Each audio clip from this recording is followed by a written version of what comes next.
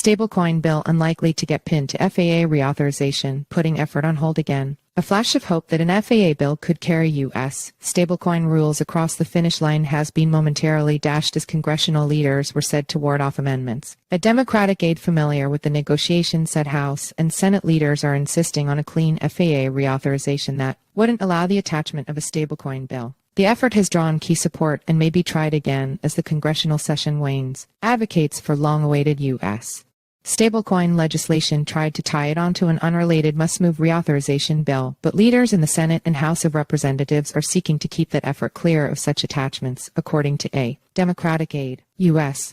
lawmakers had been engaged this week in serious conversations about whether to jam a stablecoin regulation amendment onto the Federal Aviation Administration reauthorization legislation, which is approaching a deadline. Such efforts to use that bill for other business were rebuffed by leaders favoring a so-called clean bill, so the leading stablecoin negotiation between House Financial Services Committee Chair Patrick McHenry R-N.C. and its top Democrat Rep. Maxine Waters D-Calif will return to talks on a final deal, said the aide who requested anonymity because the negotiations aren't public still. The serious maneuvering on behalf of stablecoin oversight reveals how much closer that vital corner of the industry is getting to daylight. For the first time, the necessary senators engaged in the negotiations. Senate Banking Committee Chairman Sherrod Brown D. Ohio has said he's open to pairing stablecoin regulation with his push for a bill opening access to the financial system for cannabis businesses. And Senate Majority Leader Chuck Schumer D.N.Y. seemed to be on board for that, though Minority Leader Mitch McConnell R.K. continues to signal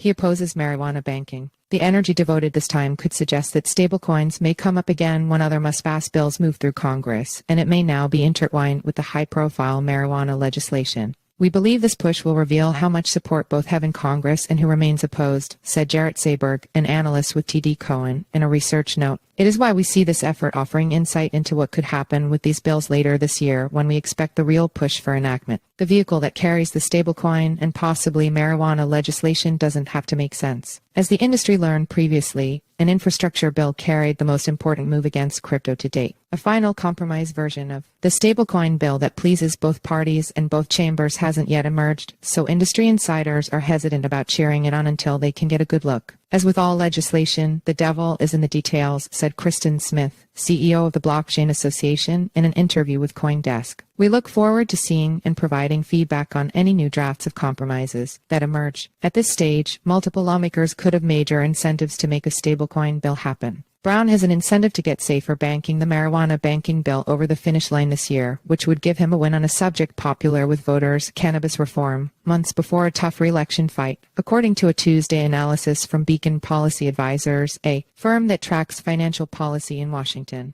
Beacon also noted that this is a legacy-defining issue for McHenry, who is retiring from Congress at the end of his term.